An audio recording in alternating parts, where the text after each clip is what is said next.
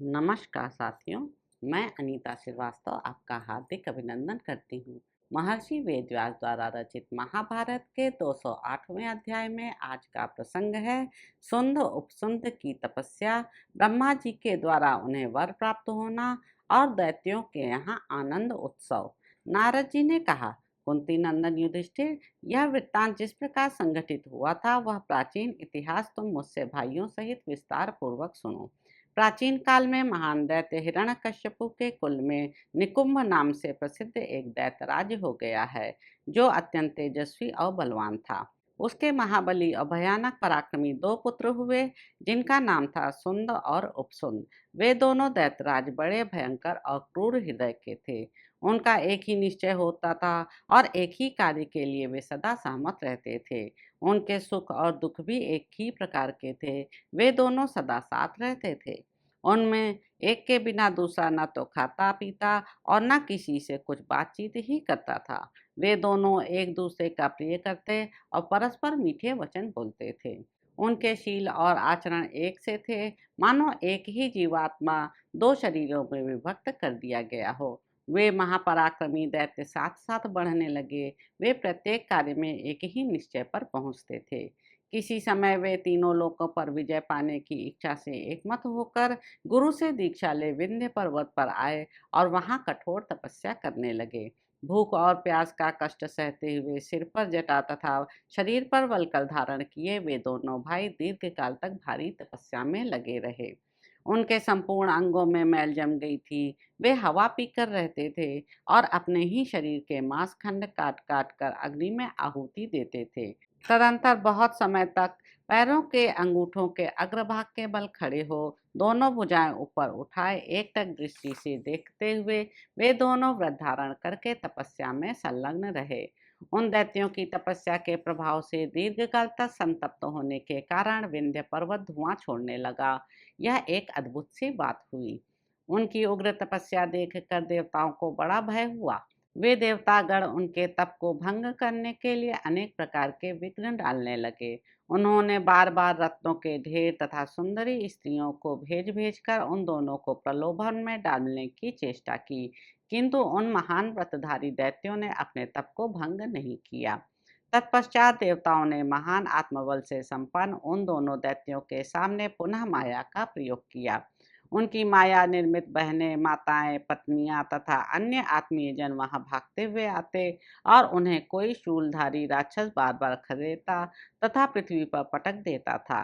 उनके आभूषण गिर जाते, वस्त्र खिसक जाते और बालों की लटें खुल जाती थी।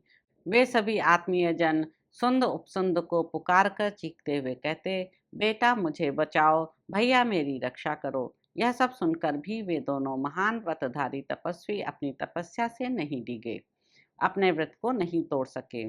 जब उन दोनों में से एक भी न तो इस घटनाओं से क्षुब्ध हुआ और न किसी के मन में कष्ट का ही अनुभव हुआ, तब वे मायामयी स्त्रियां और वह राक्षस सब के सब अदृश्य हो गए।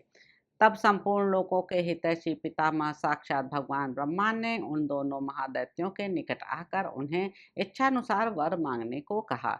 तदंतर सुदृढ़ पराक्रमी दोनों भाई सुंद और उपसुंद भगवान ब्रह्मा को उपस्थित देख हाथ जोड़कर खड़े हो गए और एक साथ भगवान ब्रह्मा से बोले, भगवान, यदि आप हमारी तपस्या से प्रसन्न हैं तो हम दोनों संपूर्ण मायाओं के ज्ञाता, अस्त्र शस्त्रों के विद्वान, बलवान, इच्छानुसार रूप धारण करने वाले और अमर हो जाएं।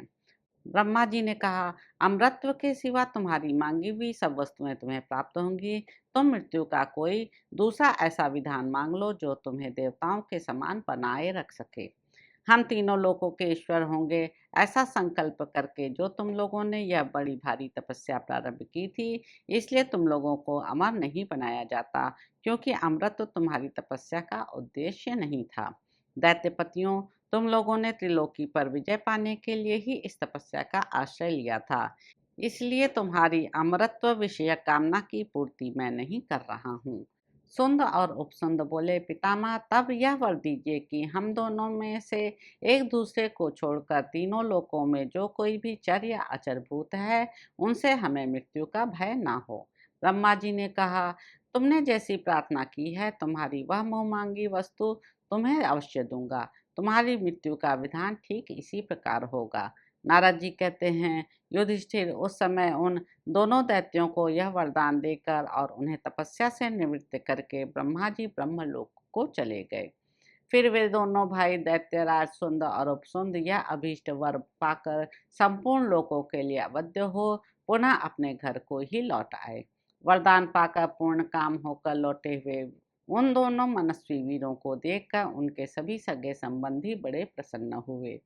तदंतर उन्होंने जटाएं कटाकर मस्तक पर मुकुट धारण कर लिए और बहुमूल्य आभूषण तथा निर्मल वस्त्र धारण करके ऐसा प्रकाश फैलाया मानो असमय ही चांदनी छिटक गई हो और सर्वदा दिन रात एक रस रहने लगी हो। उनके सभी सगे संबंधी सदा आमोद प्रमोद में डूबे रहते थे। प्रत्येक घर में सर्वदा खाओ भोग करो लुटाओ मौज करो गाओ और पियो का शब्द गूंजता रहता था। जहां तहां जोर जोर से तालियां पीटने की ऊंची आवाज से दैत्यों का वह सारा नगर हर्ष और आनंद में मग्न जान पड़ता था।